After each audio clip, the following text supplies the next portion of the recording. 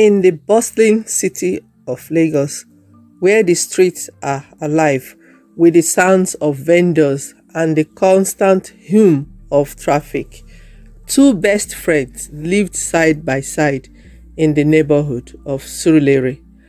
Adora and Chinyere had known each other since they were children, growing up in the vibrant chaos of the city.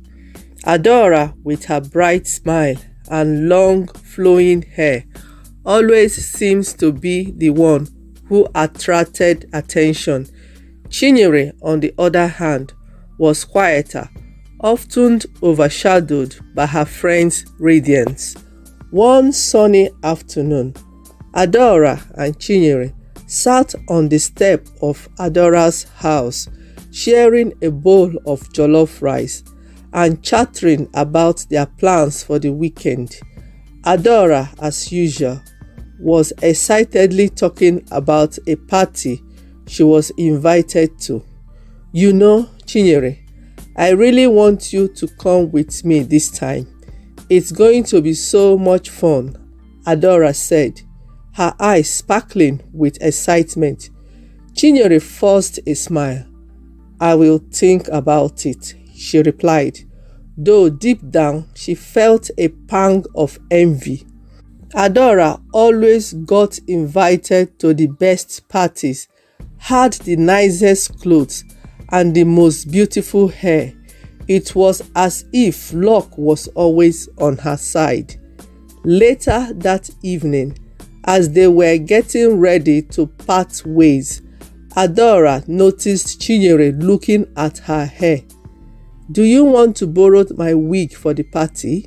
Adora asked, genuinely wanting to help her friend feel more confident.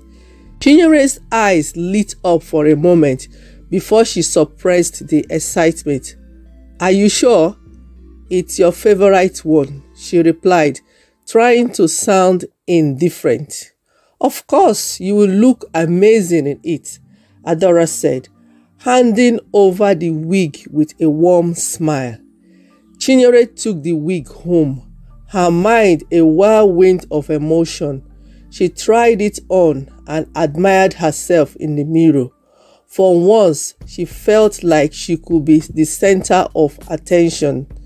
But as she lay in bed that night, her thoughts turned dark.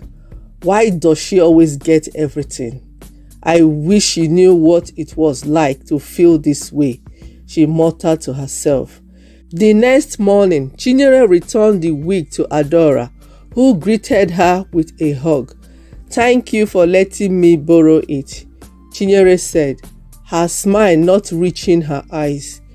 Days went by, and Adora started to notice something strange.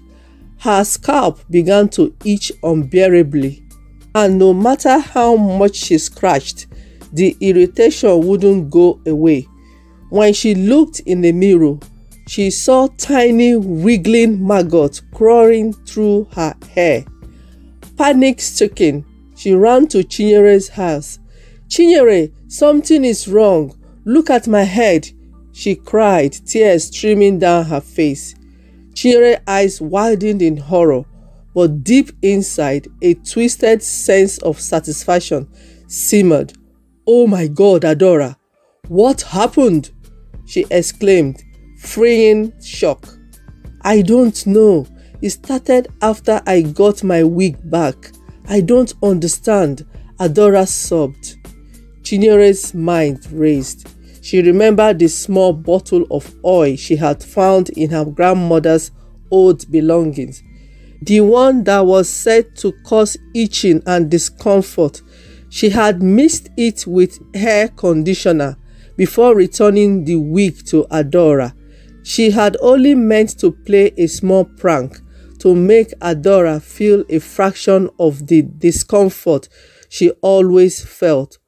But this was something else entirely. As guilt started to gnaw at her, Chinyere wrapped her arms around Adora, trying to comfort her. "We need to go to the hospital," she said, her voice shaking. Adora nodded, her trust in her friend unwavering. even in this dire moment. Together, they rushed to the nearest clinic, where the doctor examined Adora's scalp. "This is quite unusual," the doctor said, his brow furrowed. "We will need to run some tests and get these maggots removed immediately." As Adora was taken into the treatment room, Chinyere sat in the waiting area, her mind a storm of conflicting emotion. She had never meant for things to go this far. Adora, who had always been there for her, who had shared her happiness and sorrows, was now suffering because of her jealousy. Chinyere's heart pounded as memories of their childhood together flashed before her eyes. The time Adora had stood up to bullies for her, the countless nights they had spent sharing dreams and secrets. She felt a deep, wrenching guilt that threatened to swallow her whole. When Adora emerged, her head bandaged and her face paled, Chinyere rushed to her side. "I'm so sorry, Adora," she whispered, tears in her eyes.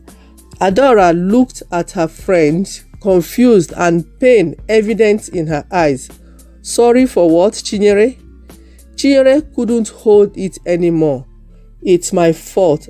I did something terrible.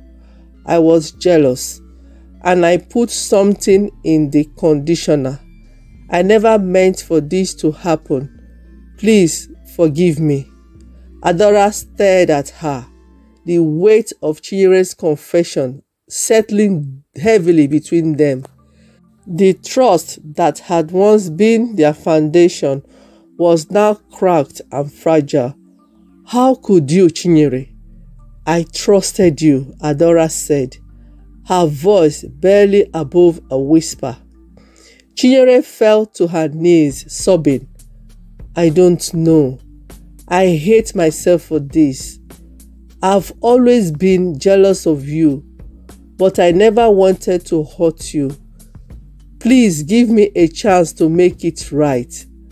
Adora looked at her friend, torn between anger and a deep sense of loss.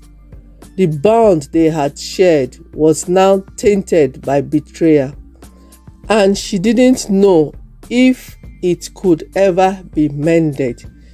In the quiet of the clinic waiting room, the two friends sat, their future uncertain, their past haunting them.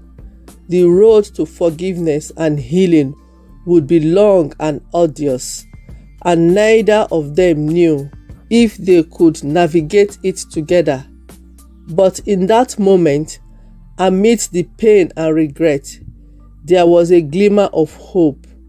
Perhaps in acknowledging the darkness within them, they could find a way to rebuild what had been broken.